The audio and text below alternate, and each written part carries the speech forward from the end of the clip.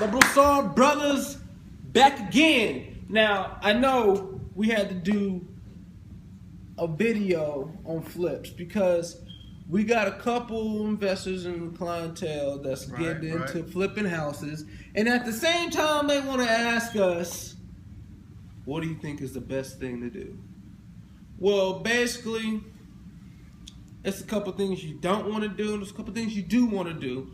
Follow the guidelines, you're going to have success. If you don't, it's not going to be all green. You know, so I say this. What is a couple things that you would ask someone if they came to you and said, I want to flip a home?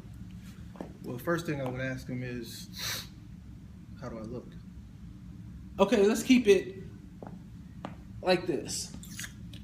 I'm coming up to you. I want to flip a house. I got this house across the street. I would say I can afford it. Yeah, what would you ask them? I would say, why do you think you can afford it? I can buy it right now. But do you have any comparables?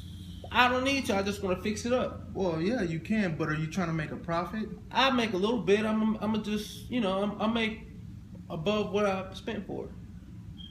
That's how do you know that you will?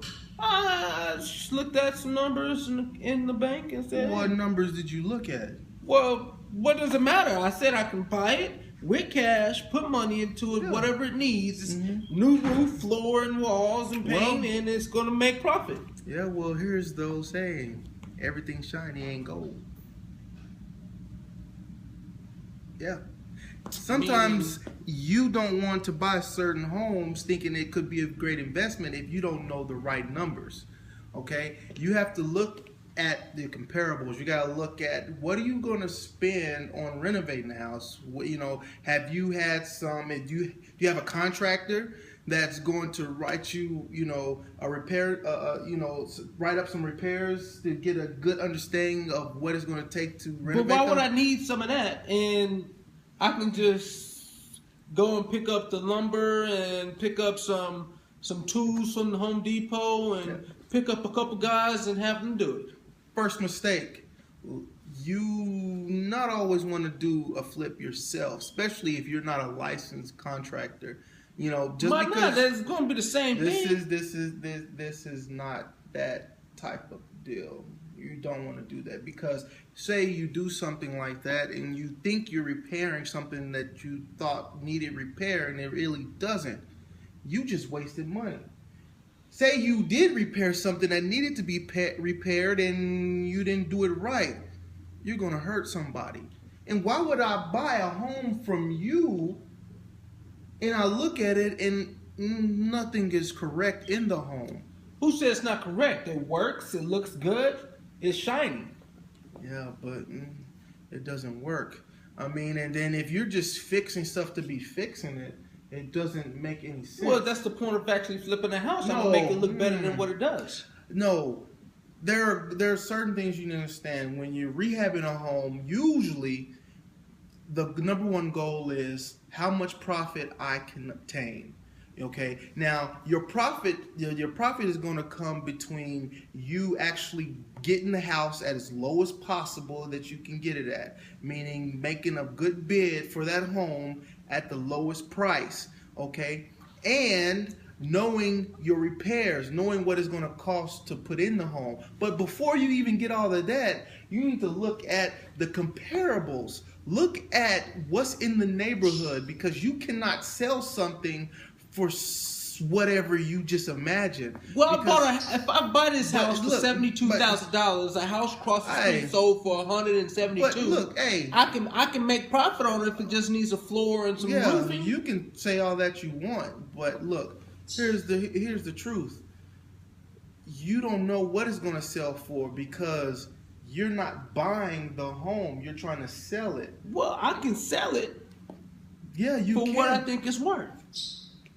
Yeah, you can. You can put a price tag on it, but that don't mean you're going to get that amount for it. So you mean to tell me that I need to know what I'm fixing and make sure that I'm fixing right so I should get a contract? Yeah.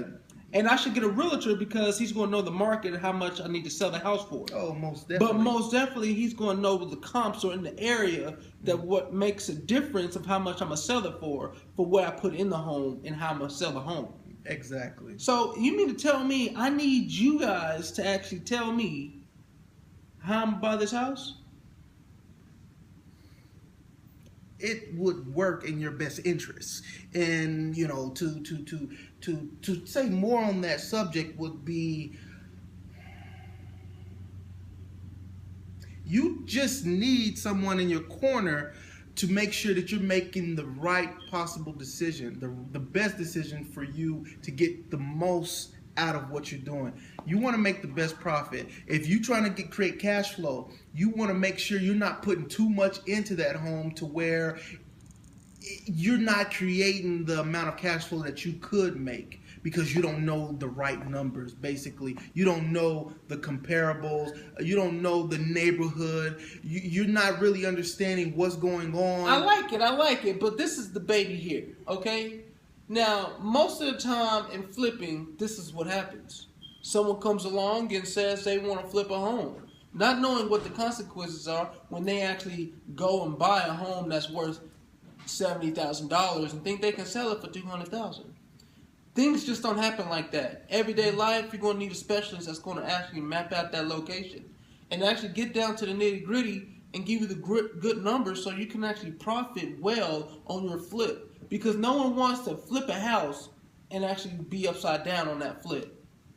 Now, what if I put you upside down? How would you feel? Well, I feel like all the blood is rushing to my head and I'm going to gain some success. But really? That's not always the real thing. Since I got that knowledge and my brother Steven has that knowledge, we're going to do our best to actually help anyone that comes to us for that advice. Now, needless to say, we have our clientele and we're just waiting for our next one.